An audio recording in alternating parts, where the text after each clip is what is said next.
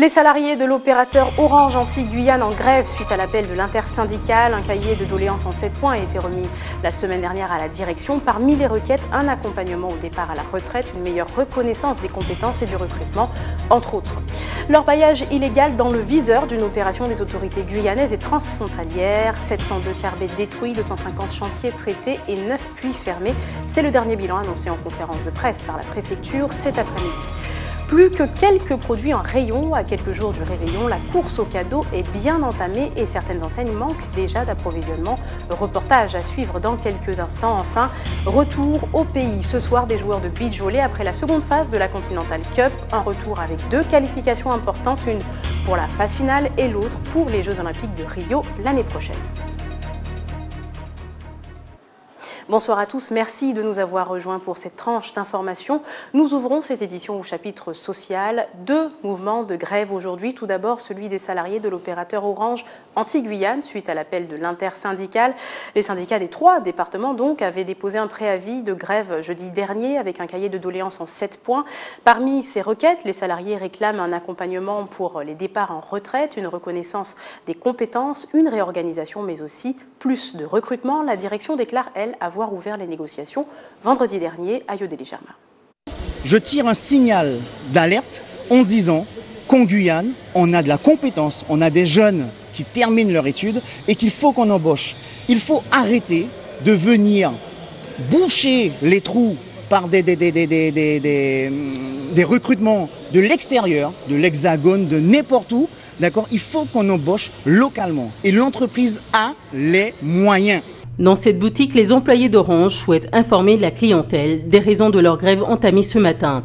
7 points de revendication que ces employés ont présentés ce week-end. Pour eux, le bilan est insatisfaisant.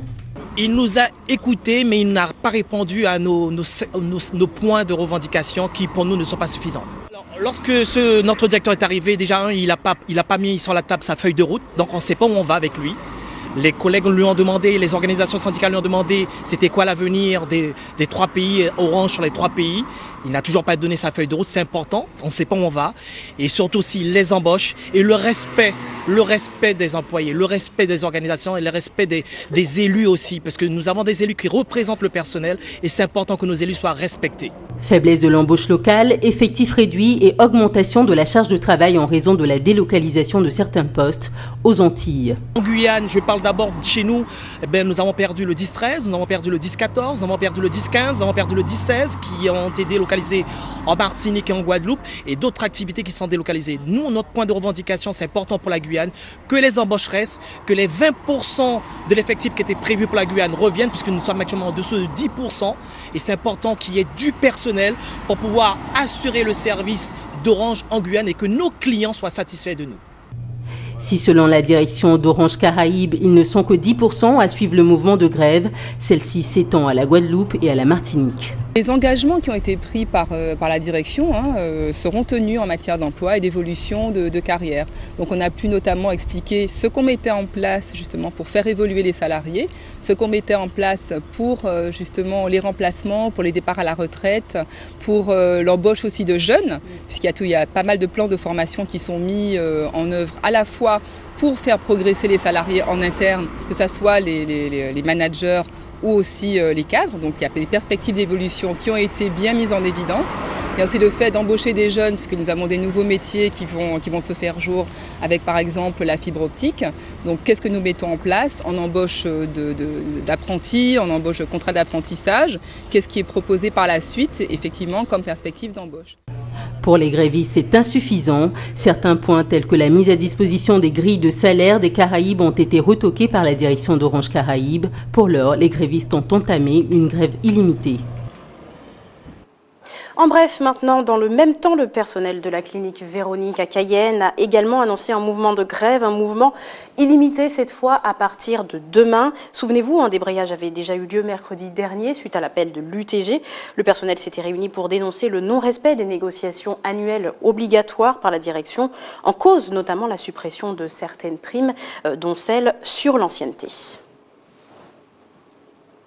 Un bilan semestriel sur l'orpaillage illégal. Je vous le disais en titre, les services de la préfecture de justice et des forces de l'ordre ont invité la presse à une conférence pour rendre compte des travaux effectués sur l'année et leurs résultats en matière de lutte contre l'orpaillage illégal. Une opération notamment au cœur des annonces. La dernière en date, l'opération Yawasisi, qui a conduit à la destruction de 702 carbets illégaux, le traitement de 250 chantiers et la destruction de 9 puits. Les acteurs de la lutte contre l'orpaillage illégal ont souligné notamment la coopération judiciaire et militaire transfrontalière avec les voisins donc du Brésil et du Suriname. Nous vous en parlions avec notre invité hier. Le bénévolat nature prend peu à peu sa place en Guyane et pour dresser un état des lieux de toutes les actions qui sont menées sur le territoire en faveur de la protection de l'environnement, un séminaire réunissant des professionnels du secteur se tient depuis ce matin et jusqu'à demain. On écoute tout de suite la chargée d'études du bénévolat nature en Guyane au micro de Jonathan Lariot. Comme partout, même en France hexagonale, et dans tous les domaines, tous les types de bénévolat, il y a pas une crise du bénévolat, mais une baisse de l'implication de la population dans les activités bénévoles. Et donc le bénévolat nature, qui représente à peu près 8% des types de bénévolat en France, subit aussi un peu cette crise. Il n'y a pas forcément un manque de bénévoles, mais il y aurait un manque d'engagement à long terme, un manque de diversité aussi dans les bénévoles. Aujourd'hui, c'est une journée d'échange de pratiques et il s'agit en fait de déjà informer tous les acteurs qui sont venus, parce qu'ici ce sont des structures qui peuvent proposer des offres de bénévolat nature et des bénévoles aussi. C'est bien mettre au clair qu'est-ce que le bénévolat nature, situer l'état des lieux, ce que j'ai pu voir sur le territoire, et avoir leur retour dessus. Et toute l'après-midi sera consacrée à quels sont les freins pour déployer le bénévolat nature et comment y remédier, quels leviers mettre en place et quelles actions on pourrait développer pour favoriser cette activité en Guyane. En bref, maintenant, l'ancien président du comité de carnaval de Cayenne, Raphaël Césaire, au cœur d'une affaire judiciaire. Il a été mis en examen la semaine dernière pour des chefs d'accusation non liés à ses activités par rapport au carnaval, mais plutôt en lien avec sa fonction d'employé de mairie de Cayenne au service des débits de boissons et en tant que propriétaire de bar. Il est convoqué devant le tribunal correctionnel de Cayenne pour répondre de plusieurs chefs d'accusation, notamment pour travail dissimulé et location de licences autorisant la vente d'alcool à des étrangers en situation irrégulière, une affaire sur laquelle nous reviendrons très certainement dans nos prochaines éditions. On poursuit avec cette information. Le rapport parlementaire sur le suicide des Amérindiens a été rendu avec 2 semaines de retard au ministère des Outre-mer. La députée Marianne Chapdelaine et la sénatrice Aline Archimbaud l'ont rendu ce matin. En tout, 37 propositions pour tenter d'enrayer le phénomène et créer des conditions d'un mieux-être pour les communautés amérindiennes. Souvenez-vous, les 2 parlementaires avaient été mandatés en mai dernier par le Premier ministre pour ce travail et sont venus passer une semaine dans le département en septembre. Elles se sont rendues dans plusieurs communes de l'intérieur pour dresser un bilan des actions entreprises ces dernières années le long des fleuves frontières du territoire. Nous y reviendrons avec un reportage au ministère des Outre-mer demain soir. Mais direction maintenant le Vauclin en Martinique où un quartier est coupé du reste de la commune et ce depuis les intempéries du 6 novembre dernier. Aujourd'hui encore, il est impossible pour les riverains de Labroue de se rendre à leur domicile avec un véhicule en cause, un accès totalement effondré. Reportage sur place de Myriam Mouakoulin et Alvin Courcy, regardez.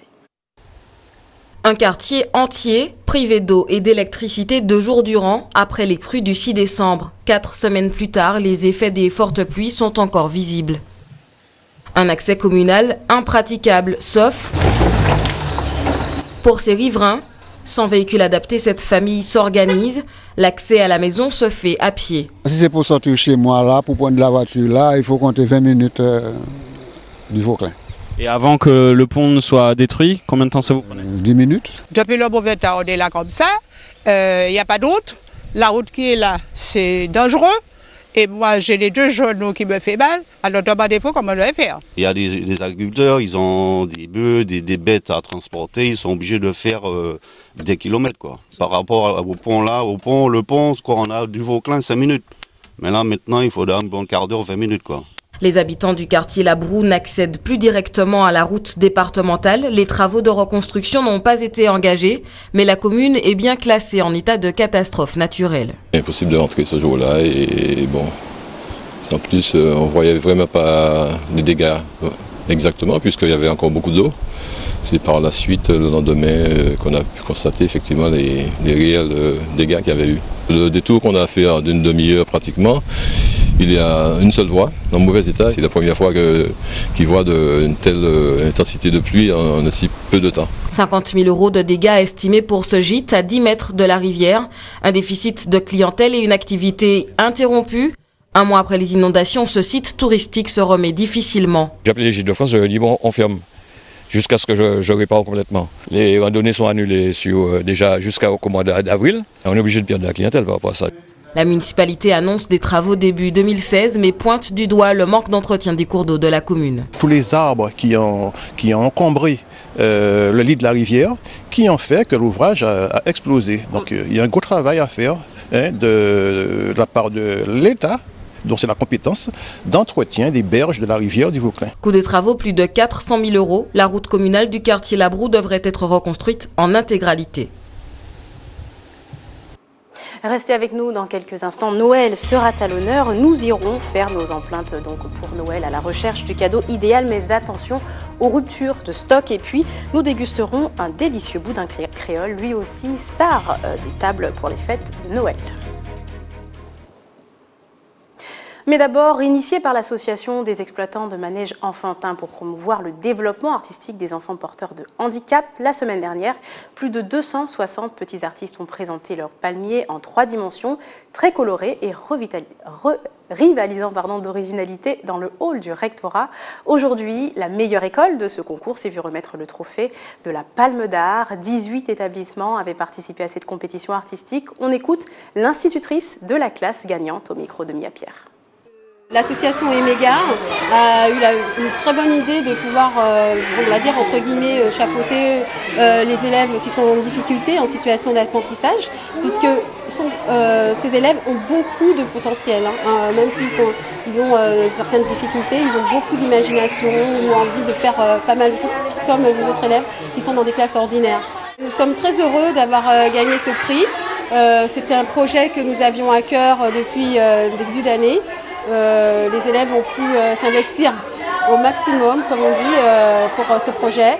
Ils ont pu répondre, disons, aux attentes, mais tout naturellement. Lorsqu'on s'investit dans un projet, en fait, ça ne peut pas être difficile puisqu'on a envie d'avoir une finalité positive. Et en fait, chaque jour, chaque séance se déroulait normalement avec l'imagination des enfants, puisqu'il fallait partir de là et donc le mettre en action dans ce projet.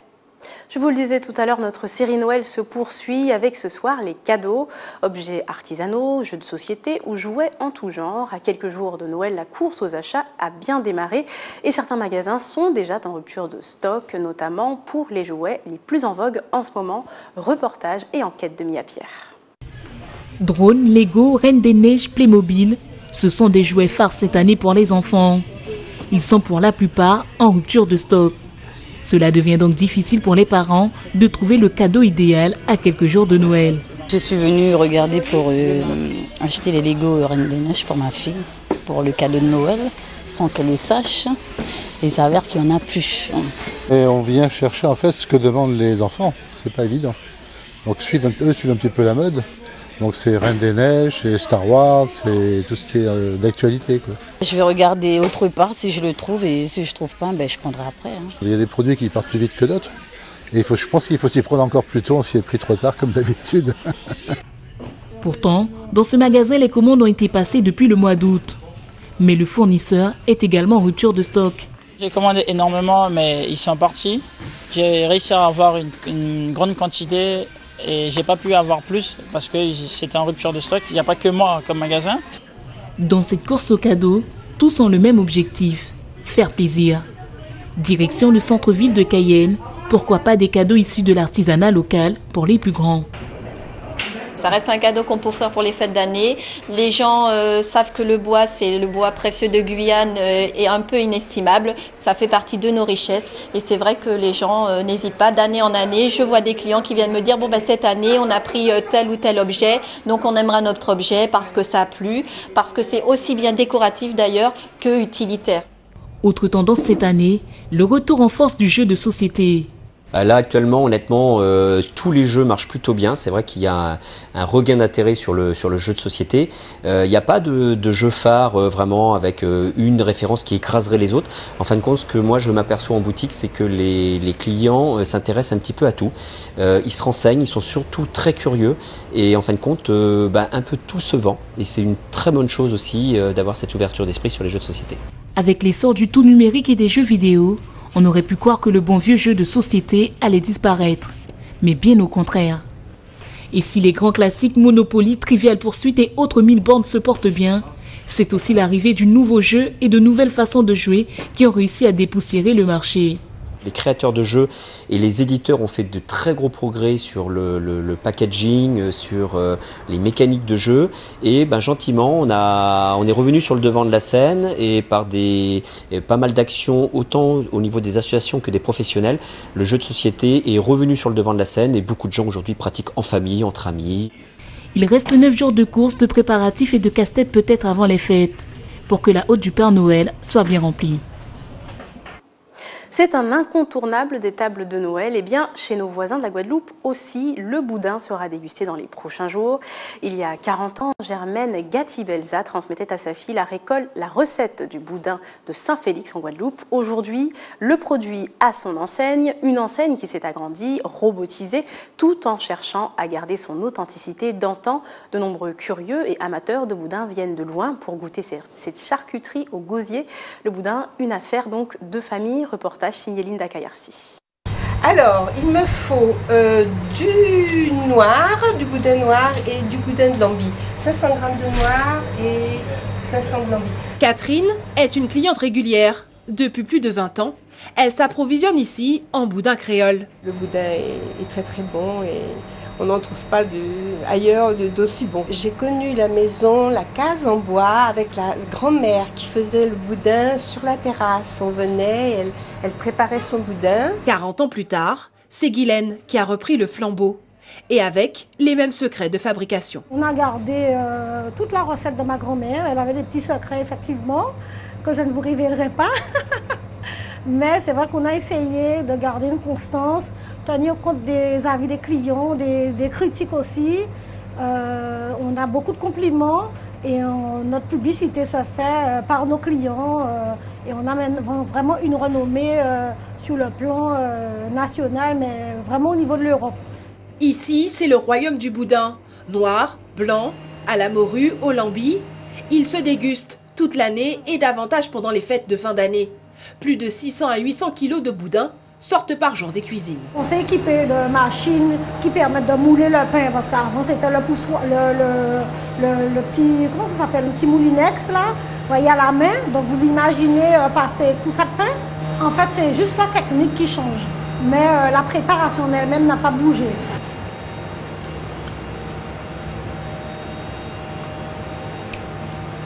Sel. Alors qu'est-ce qui manque? Un peu de sel. Donc ça se passe toujours comme ça Oui, toujours. Donc ils font la préparation et ils m'appellent toujours pour que je puisse goûter un petit peu, pour avoir un autre avis. Alors s'il me faut un peu de sel, d'épices, de sang aussi, en fonction de la couleur. Le boudin de Saint-Félix a encore de bonnes années devant lui pour ravir les papilles des plus gourmands. Et nous parlons sport maintenant. Les équipes de beach volley guyanaises sont rentrées cet après-midi.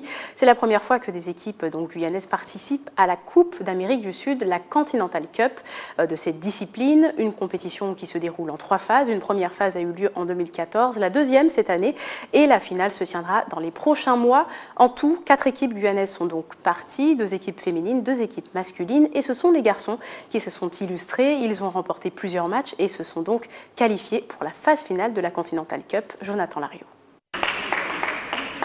Une arrivée triomphante pour la sélection de Guyane de beach volleyball. Partis affronter les équipes d'Amérique du Sud durant la seconde phase de la Continental Cup, ils reviennent aujourd'hui avec une qualification pour les phases finales, un moment historique pour la discipline sur le territoire. Je me dis, sans être professionnel, sans avoir de structure pour se préparer pour ce type de compétition, on est une petite bande de personnes qui se retrouvent au virage bétonné pour se taper la balle. Je me dis, c'est super quoi. En partant de rien du tout, on voit qu'on a quand même du niveau ici et moi je suis super content de voir jusqu'où on peut aller. Nous sommes arrivés là-bas, nous n'étions pas habitués avec le climat, l'air déjà est compliqué, 2400 mètres d'altitude et voilà quoi, nous avons fait avec, nous avons bataillé, on a arraché des matchs et des sets, ça s'est joué à très peu. On est passé devant la Bolivie au 7 à virage, donc voilà, c'était très difficile mais nous sommes fiers de notre ticket pour le 3e tour des qualifications de JO. On va se préparer, c'est dans pas longtemps, peut-être au mois de juin, donc on va devoir se préparer sérieusement parce que là on va cogner les gros quoi. Là on va rencontrer l'Argentine, il y aura le Venezuela, il y aura Chili, il y aura plein d'autres, Uruguay, voilà, toute la tête de série, la Colombie aussi, et voilà quoi, ça sera compliqué, il faudrait qu'on se prépare bien. C'est la première fois dans l'histoire du beach volleyball guyanais que la Guyane participe à une compétition internationale. La Continental Cup réunit les équipes sud-américaines autour d'un championnat avec à la clé une place pour les Jeux Olympiques de Rio en 2016. Participer à la finale des qualifications des Jeux Olympiques, pour nous c'est vrai que c'est une première et nous sommes très contents. Et d'ailleurs personne ne nous attendait là-bas. On a eu beaucoup de félicitations des autres équipes, même des organisateurs. Ça a commencé l'an dernier, au mois d'octobre, où on a participé au premier tour, c'était à Rio. On finit 2e de la poule, donc le fait de finir 2e, on a été qualifié donc, pour le second tour. Et donc là, cette semaine, donc du 13 au 15 au 14, non, du 11 au 13 décembre, nous sommes partis en Bolivie pour le second tour. Et donc on a joué face aux équipes donc, de l'Uruguay, la Bolivie, Colombie et Pérou. Et donc on finit 3e. Donc c'était le classement limite pour pouvoir être qualifié donc pour la phase finale. La prochaine et dernière étape de la Continental Cup se tiendra au mois de juin 2016. Pour l'instant, pour les volleyeurs guyanais, place au repos bien mérité. Et pour en parler justement, notre invité ce soir est Marc-Olivier Anatole, président de la commission régionale de beach volley. Bonsoir. Bonsoir. Merci d'avoir accepté notre invitation, surtout que vous sortez de l'avion. Oui. Vous venez donc juste d'atterrir et avec vos équipes de volleyball, de beach volleyball, il faut bien le préciser. Vous avez réussi donc à les qualifier pour les phases finales. C'est une première pour la Guyane ? Déjà, participer à ces secondes phases, c'était déjà une première. Et encore maintenant, passer encore ce tour, se qualifier pour la phase finale, c'est un exploit. Jusque-là, les équipes s'arrêtaient à la première phase en fait. Alors déjà, c'était la première fois qu'on participait à des phases de qualification pour les Jeux Olympiques. Donc pour nous, c'était une première. Et c'est vrai que on a disputé donc des rencontres contre des équipes nationales. Donc pour cette compétition, alors pour la phase finale, il y avait donc la Bolivie, pays organisateur, il y avait l'Uruguay, la Colombie et le Pérou. Voilà, nous étions 5 délégations et la première journée, on est premier au classement puisqu'on a raflé 4 matchs sur 6 et après le deuxième jour, on a eu que des défaites et le dernier jour, on rafle une victoire qui nous permet de passer au point devant la Bolivie. Donc nous étions à 6 victoires chacun. Et on nous a départagé au 7 à virage. Donc de 2 points, on passe devant la Bolivie. Justement, donc, vous évoquiez ces victoires, ces défaites. Dans quel état d'esprit est-ce que vous étiez, vous et vos équipes, pendant ce voyage ? Nous, on voulait absolument se qualifier. Donc c'est vrai que pour nous, c'était l'objectif. Et donc il y avait beaucoup d'enjeux, même pour le volleyball guyanais, pour le fait de parler de la Guyane, parce que là-bas, ils ne connaissent pas la Guyane. Donc c'est vrai que pour nous, c'est déjà représenter le pays. Et aussi même pour le volley, pour faire parler du volley, du beach volley. Donc voilà, donc pour nous, c'est que du bonheur et c'est très positif pour le reste. Vous évoquiez tout à l'heure les Jeux Olympiques. Alors justement, est-ce qu'on peut déjà en parler pour Rio ? Donc pour Rio, au mois de juin, donc il y aura donc la phase finale, donc avec les 6 meilleurs pays du continent sud-américain, donc dont nous faisons partie, puisqu'on a réussi à prendre le ticket. Et donc le lieu, on ne sait pas encore. Donc ça sera soit en Équateur ou au Venezuela. Et donc les équipes qu'on risque donc de rencontrer, donc ça sera l'Uruguay, la Colombie, le Chili, Venezuela, Équateur et Brésil. Alors par contre, le Brésil va peut-être pas y participer parce que eux, ils sont pays hôtes organisateurs, donc ils ont déjà droit à la qualification. Et aussi, ils peuvent aussi se qualifier par la Ligue mondiale. Voilà. Donc, parlons maintenant de cette discipline du beach volleyball en Guyane. Est-ce que vous estimez qu'il est assez, entre guillemets, médiatisé? Est-ce que ça fonctionne bien? Alors, ça fonctionne souvent sur les plages, les gens jouent au volley. Ils jouent au beach volley. Maintenant, c'est vrai qu'en compétition, il n'y a pas beaucoup de pratiquants. Depuis 2 ans, on a lancé un championnat et le nombre de licenciés augmente au fur et à mesure. D'ailleurs, cette année, on a doublé nos effectifs. Donc, c'est porteur, c'est bien pour nous. Et on essaye de créer des événements, comme par exemple au mois d'octobre, on a fait le Beach Tour. Donc, pendant tout le mois de août et octobre, on avait le Beach Tour, donc des tournois itinérants sur le littoral. On a fait une grande finale sur la place des Palmistes, donc au mois d'octobre, en invitant la délégation du Suriname. On a eu de très bons retours. Beaucoup de publics sont venus regarder le spectacle de nuit. Et donc voilà, donc pour nous le beach volley, ça se développe et on espère que ça continuera comme ça. Justement, est-ce que, à part le sable, est-ce qu'il y a des différences avec le volleyball normal, entre guillemets, traditionnel? Voilà, c'est sûr que le volleyball en salle, donc le indoor, c'est du 6 contre 6. Là, c'est du 2 contre 2. Donc c'est sûr qu'au beach, rien que le fait de jouer dans le sable, c'est beaucoup plus physique. Il faut maîtriser différentes techniques de jeu, puisque à 2, on doit couvrir un terrain. Donc il faut pouvoir faire une passe, une défense, une attaque, une bloc. Tandis qu'en 6 contre 6, les postes sont beaucoup plus spécialisés. Les joueurs sont spécialisés, soit la passe, soit en réception, soit l'attaque. Tandis que là, les 2 joueurs doivent être bons partout. Voilà. Donc après, c'est des stratégies de défense, des stratégies d'attaque qu'il faut développer pour marquer le point et arracher la victoire. Un dernier mot maintenant, Marc-Olivier Anatole, sur l'avenir maintenant. Qu'est-ce que vous prévoyez justement pour le beach volleyball en Guyane? Déjà que cette sélection se prépare au mieux donc, pour les phases finales. Et au niveau de la Ligue, le championnat va débuter au mois de mars. Donc pour nous, ça continue. Et on va essayer encore de promouvoir l'activité par des tournois itinérants durant les grandes vacances. Et on aura la 3e édition du Beach Tour au mois d'octobre. Voilà. Donc le travail se poursuit. Merci encore Marc-Olivier Anatole d'avoir répondu à ces questions. C'est la fin de ce journal. On se retrouve tout de suite pour l'information nationale et internationale.